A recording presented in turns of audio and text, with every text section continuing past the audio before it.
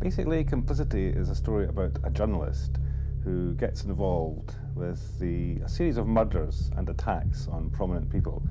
Unfortunately, it looks like he might have inspired these murders and attacks, and there's at least a possibility that he's somehow more involved than even just inspiring them.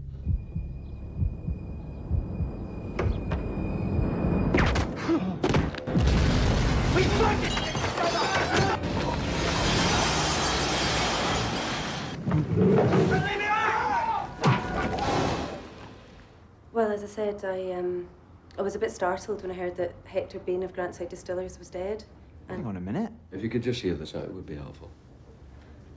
This is crazy, I know, but someone emailed me a copy of that piece you wrote last year that caused all the trouble. I just had to talk to somebody about it. Read him the article.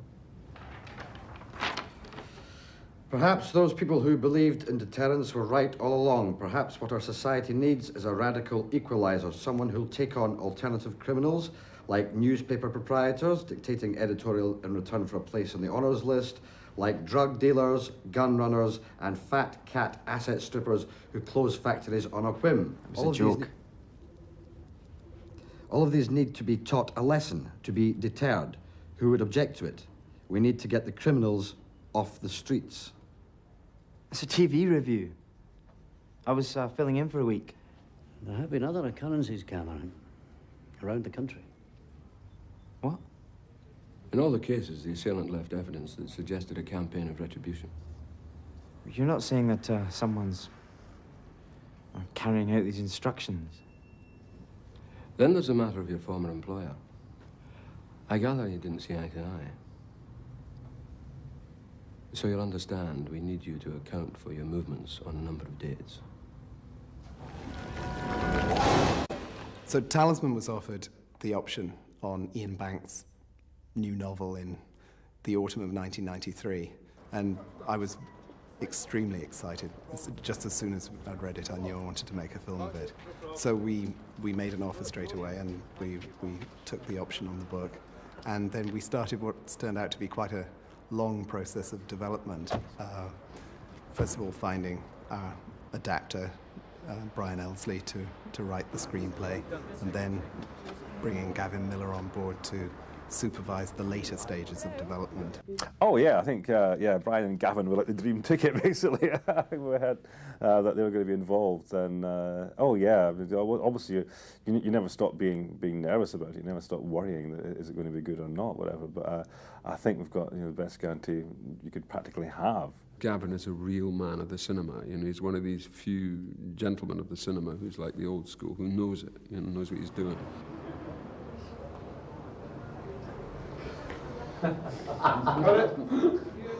So we put in an application to the Scottish Arts Council for Scottish Lottery funding, and J&M, a worldwide sales agent, they were in the position of being able to finance the picture subject to a contribution from the Scottish Lottery. So we were able to complete the financing of the picture. We wouldn't have been able to make the film without the contributions from both sectors. I was drawn to it as well because it's a different kind of material from some that I get offered, and it has sex and violence within the context of, not to put too fine a point on it, a philosophical and moral novel.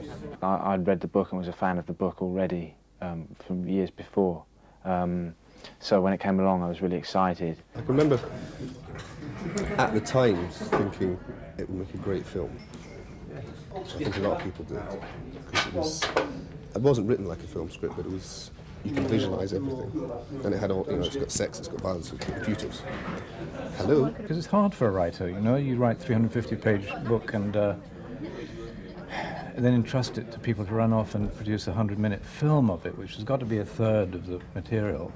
And so 2/3 of your material is gone immediately.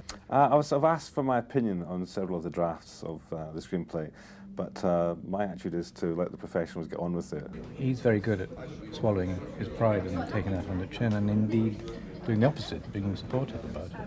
Well, I met Iain Banks once during the filming. He came to visit the set. I actually went to the the Scotsman offices in Edinburgh, which they cunningly worked out was actually kind of the sort of the basis for the offices and the newspaper used in Complicity. And good fun. He even fed me as well, which is nice. The catering truck, hurrah! But it was good fun. Yeah, it was nice. It was lovely being in the editor's office and actually seeing mock-ups of the Caledonian newspaper there. You know, sort of the Caledonian sort of logo, masthead, whatever, on top of the, you know, that day's Scotsman, whatever. And that was quite a nice feeling, nice wee buzz, I suppose.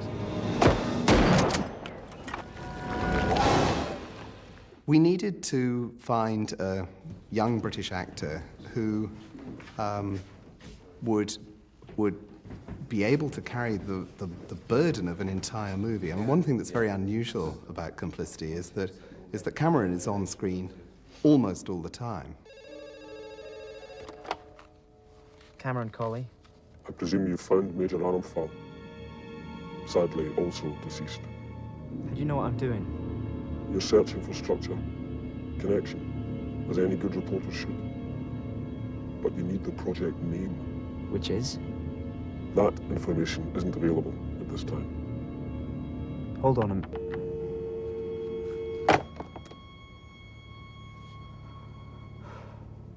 Well, Johnny is an obvious choice, having worked as a Scots actor, but in some respects not being Scottish. He's also a star. We needed a mid-20s star. The first time I'd been number one on the call sheet. You know, everyone has their character number to make things simpler, and so that was a bit like quite daunting, really. But also it's fantastic because, you know, everyone wants to do that, really, in my profession, you know. So it was great. And also I like, if I'm involved in a film, I like being there every day. I like working really hard when I'm working, you know, rather than sort of, you know, having loads of days off and stuff like that. And Keely is just great. I mean, Keely's young and just finding her way, and I think she's going to be very, very big. She's got a great presence, and she's beautiful, intelligent. We're really lucky to have her. We're very excited. I really do think she's going to be a major star. She's a beautiful young actress, extremely talented, and it's going to be very interesting to see how her career blossoms from this point onwards. And as far as I'm concerned, we're very lucky to have her in her first feature film for us. It's just a fantasy. Makes all the difference, you know. But as long as we get off, then that's all right. No, as long as I get off. You're just obeying my orders. It's all right, Cal. We won't do it again. Just like to try things. The character that I play, Yvonne, she's a bit of a deviant, but I sort of saw it as a challenge, really, because I do a lot of I tend to do a lot of sort of costume drama and things like that. So it's sort of a world away, really, and quite exciting to be offered something so different. And then, of course, we have as the other main lead, Brian Cox, with whom I've worked before, who's bringing huge experiences as one of Scotland's most experienced actors. And for him, it's a return to Scotland and feature filmmaking here. I went to see Gavin Miller, the director, with Susie Bruffin, the casting director, and we had a nice interview. I thought that went well, and they did too. And they asked me back again to meet the producer, and he was stuck flying round Montreal or something like that. I had to come back again and meet the producer. They told me they weren't seeing anyone else for the part, so I was waiting for the big call, and it just never came for 4 or 5 weeks, by which time I thought I haven't got the job. It was all to do with who else they were casting in the film and who was famous and who wasn't, because I'm not famous. Well, wait, poverty levels are critical. Right, would you advise? Subsidise arms industry, decimate elderly, arrest poets, or cheap drugs? Cheap drugs? Jesus, man. Are you collecting addictions? Brian Elsley, the adapter, initially wrote in the editor as a woman, and I thought that wasn't quite working because I like to preserve the kind of paternal relationship between the editor and Cameron, which is so strong and good in the book. And but we still wanted the woman angle, so we thought, let's create a female colleague who is his superior. And Brian came up with the idea that she might have, at one point, have had an unhappy romance with him. So it developed out of that. And then the obvious person to cast was Valerie. I don't give a fuck how you saw it. You're paid to follow editorial line. Look. I'm not giving you another chance to make me look bad. That last time, I almost lost my job. Okay, okay. So you're off the crime desk. I'm what? Frank's doing an overview piece on whiskey, Water of Life, Scotland's Glory. You can help him with the background. I'll speak to Wallace. Be my guest. Look, Josie, I've got stuff on. Is this your mole in MI5? Or the CIA, or maybe SMERSH? Who told you about that? I'm sure you'll enjoy working with him. A wee tip. Keep your sex life out of the workplace. He's being fed names by a contact in the security services. He doesn't know what the connection is, and he's trying to work out what the connection is. And then people start, these people have all died in strange circumstances as well, so he's convinced there's some kind of conspiracy going on. And as he runs around following up on this conspiracy theory, he then becomes, unwittingly becomes prime suspect. Where have you been? I went to Jersey and... It's all fucked up. I need you to go to my flat and get some clothes and some cash. And, you better get my passport as well. Your passport? Yeah. Did you find Azul? Yeah, he was dead, Frank. Right. Interesting. What? Nothing. Just tell me what you want again. You on your own, Frank? Mr. Colley, we need to talk now. Please don't move. Mr. Colley!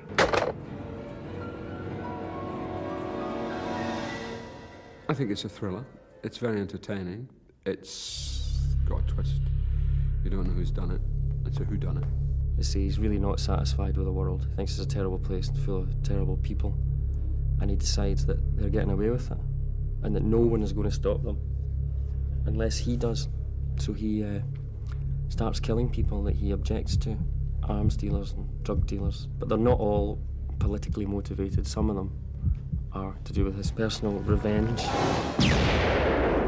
McDunn quite clearly thinks Cameron is being stitched up. But this boy, Cameron being prime suspect, he's got no other suspects, and it looks very, very like a very difficult case, but he's fighting, obviously, a great weight of people who think, well, it's quite clear that this boy's guilty. We're under Lothian Police Headquarters in Edinburgh. This isn't the ordinary bit. No, this is the extra special department reserved for traitors, international terrorists, psycho serial killers.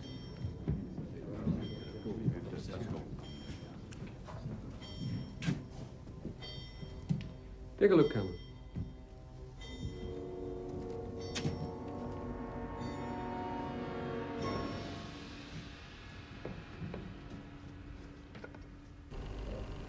Got it?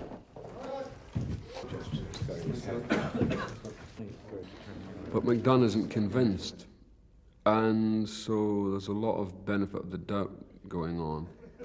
There's always a strong subtext in playing a policeman, and this one is interesting because he's fairly paternal. The general feeling is that you've fallen out with your accomplice. With just the one accomplice? The journey times are tight.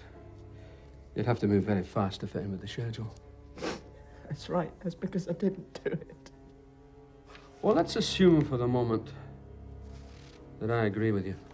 Yeah, let's assume that. It's problematic. I'm in the minority here. You need to think about it. McDunn. Get us out of here. Think, son. Think. once things start to go really wrong for him, he then has to look back at what's really going on in all their lives, because he has to piece together this jigsaw puzzle that goes right back to when they were little kids. So, so the relationships between him and his best friend Andy. Come on, you bastard! Jesus! Right, Andy! Fuck's sake, man! You give me a fucking heart attack. Relationship between him and this lady called Yvonne, who Cameron's having an affair with, but she's married to another old friend of theirs, William.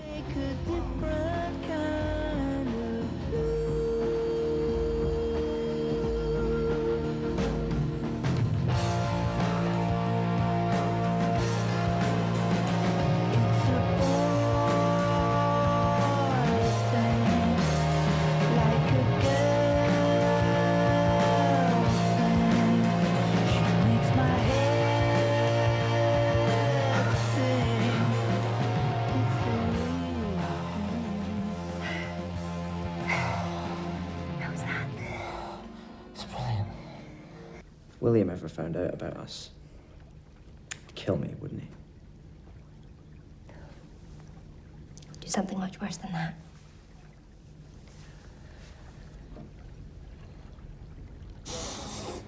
If there's a downside to Yvonne, it's that you tend to pick up the odd knock. You know, minor abrasions, torn ligaments, burns to the genitals. Nothing I can't handle. And after a morning constitutional and whistle-stop tour of my upper hemispheres, I'm ready for the world. She loves William, although it may be a little bit hard to believe. She does love him. Well, what could you want? Keeley Horse loves him. Happy bunny.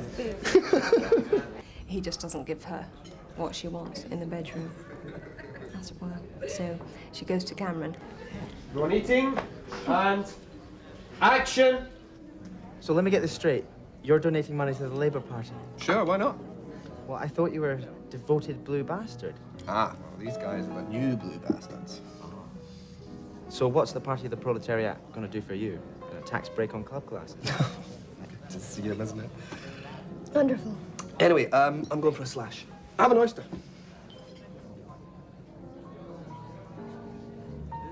Sorry.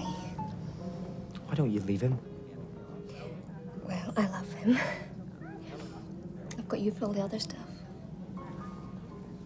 So? So, get your shoe off. I haven't got any knickers on. What? I've known Yvonne since primary school. Recently, she mentioned that William was unreasonably withholding certain needs and wants. Like bondage, sodomy, and sex in inappropriate settings. What's wrong? Nothing. Cameron's being very entertaining. Well, isn't he always? Never mind that. Let's talk about something else. So it's quite good really, because it's a good lead up for her. You know, you don't sort of come into it immediately with some of the raunchier stuff. And I think William sitting there, sort of next to her, is and you would be aware, really, wouldn't you, of what was going on? I think you would. Well, we had lots of locations. And it's one of the best things about the job is, you know, going all around Scotland. Well, yes, anything that tempts me back to Scotland is always good. And we were never in the same place for, you know, more than a couple of days, which normally you are. You know, you get really bored of where you are. But we were always moving around, and I guess the strangest one was Inchmickery Island, which is a tiny little, it's hardly an island. It's a piece of rock that, with some buildings on it. It's now derelict and disgusting, but it was built, I think First World War. It was used in both World Wars, but as a gun emplacement. We on Inchmickery? Yeah. It's built to look like a battleship from periscope level, from out to sea, and to sort of ward off U-boats and things like that. So it's this bizarre place. It looks like a battleship, and it really does. You know, the silhouette of it and everything from a distance, and then but it's actually just an island. We spent, I think, 3 days on there filming.